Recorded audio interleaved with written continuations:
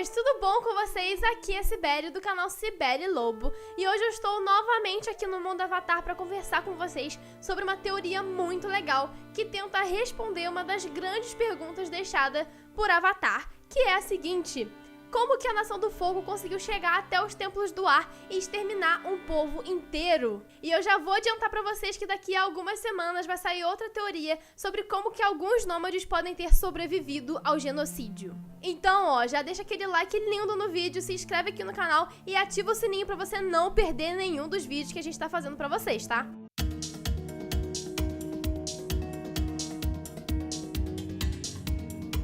Já se inscreveu? Então vamos lá. Acreditar que a Nação do Fogo conseguiu exterminar um povo inteiro em um único ataque é algo meio difícil, até porque os Templos do Ar são quase impossíveis de serem alcançados, e assim que eles vissem que a Nação do Fogo estava atacando, eles iriam simplesmente subir nos bisões voadores e voarem pra longe dali. Depois da morte do Avatar Roku, o Senhor do Fogo Sozin sabia que o próximo Avatar, a grande ameaça para os planos de conquista dele, nasceria na Nação do Ar. Então ele estava determinado a destruir todos os nômades do ar e capturar o Avatar para que ele não se tornasse uma real ameaça para os planos dele. A gente sabe que ele não foi tão bem sucedido assim, já que ele conseguiu perder de vista justamente o dobrador de ar mais importante do plano dele, que era o Aang, né? Infelizmente, o desenho não é muito específico e claro em mostrar como que a Nação do Fogo conseguiu matar todos os dominadores de ar. Através de comentários dos personagens, de alguns episódios onde nós visitamos os Templos do Ar e dos quadrinhos, nós sabemos que o Senhor do Fogo Sozin utilizou o Cometa de Sozin para fazer um ataque único e decisivo para matar todos os nômades do ar em apenas uma noite. Entretanto, o fandom logo apontou o problema e a dificuldade que a Nação do Fogo teria de chegar até os Templos do Ar, que dirá de matar todo mundo. Como nós sabemos, os nômades do ar viviam em lugares de difícil acesso, inclusive sendo descritos como acessíveis apenas com bisões voadores. Os templos do sul, do norte e do leste ficam todos em picos de montanhas, enquanto o templo do oeste fica debaixo de um penhasco. Todos eles têm um acesso muito difícil para quem não é dominador de ar. Mas se é tão difícil assim chegar nesses templos, como é que foi que a Nação do Fogo conseguiu surpreender todos esses dobradores de ar? Alguns fãs especulam que a Nação do Fogo utilizou aeronaves e tanques Tundra, que são capazes de subir em montanhas, como nós vimos na batalha pelo Templo do Ar do Norte. Ou até mesmo que eles tenham utilizado os dragões, porém, essa teoria não é muito provável. O avanço tecnológico e bélico da Nação do Fogo foi crucial para o sucesso deles, como dito pelo próprio Sozin no livro 3.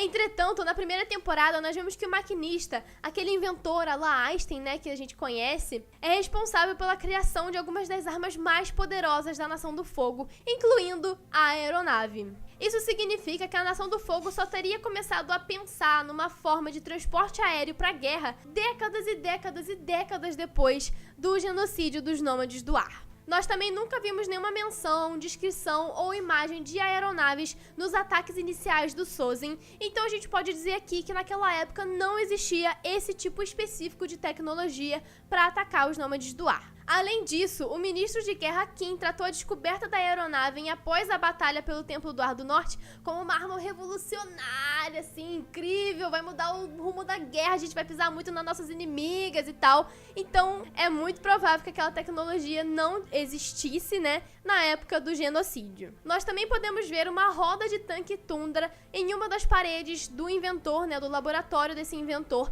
o que significa que ele provavelmente também criou esse tanque.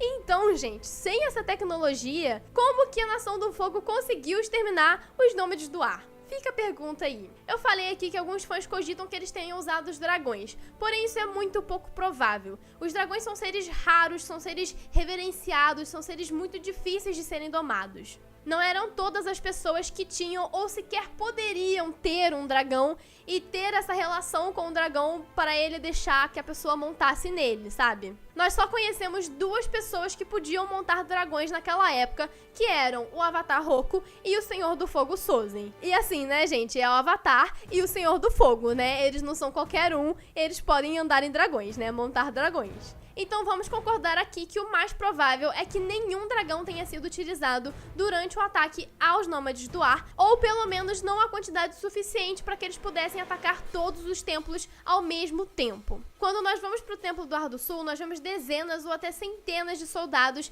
que atacaram esse templo e teria sido impossível um dragão carregar toda essa gente lá pra cima, gente. O dragão não é de ferro também, né? Além disso, nós sabemos que tem uma passagem estreita ao redor da montanha do Templo do Ar do Norte, mas essa forma de chegar até o topo da montanha teria sido muito lenta e os dominadores do ar teriam tido muito tempo para poder pegar os seus bisões e escapar do genocídio. Então ainda não foi essa a forma que a Nação do Fogo utilizou para poder matar todo mundo. A maior pista que nós temos vem do terceiro episódio da primeira temporada. No Templo do Ar do Sul, o Aang encontra centenas de corpos de soldados da Nação do Fogo. E nós conseguimos dizer pelos capacetes desses soldados que eles não eram soldados comuns. Eles eram dobradores de fogo. A Katara e o Sokka também só encontram uniformes de dobradores de fogo e nenhum uniforme de um soldado que não seja dobrador. Isso nos leva à conclusão de que apenas os dobradores de fogo foram enviados para o ataque. E, gente, essa é uma informação crucial, porque o ataque foi feito durante o cometa de Sozin, que aumenta o poder dos dobradores de fogo em 100 sóis, com a energia de 100 sóis. Se com um sol já tá quente pra cacete, imagina com 100. Nós sabemos que esse é um fenômeno que não dura muito mais do que 1 hora, porém a série nos mostra que durante a passagem do cometa, os dobradores de fogo mais poderosos conseguem utilizar essa energia para poder fazer um voo sustentado por fogo. Vocês estão sacando pra onde é que a gente tá chegando, né? Vocês estão sacando. Eu sei que vocês já estão sacando a parada.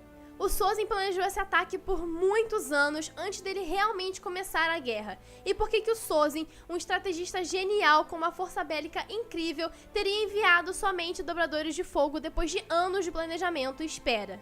Ele esperou o cometa porque ele tinha que esperar o cometa. Porque só dessa forma, os dobradores teriam energia suficiente para poder voar até o topo das montanhas e executarem um ataque surpresa, rápido, efetivo e imbatível. Essa teoria também se encaixa com uma série de outros detalhes. Os templos do sul, do norte e do oeste têm uma aparência praticamente intacta, mesmo tendo sido atacados há muitos anos.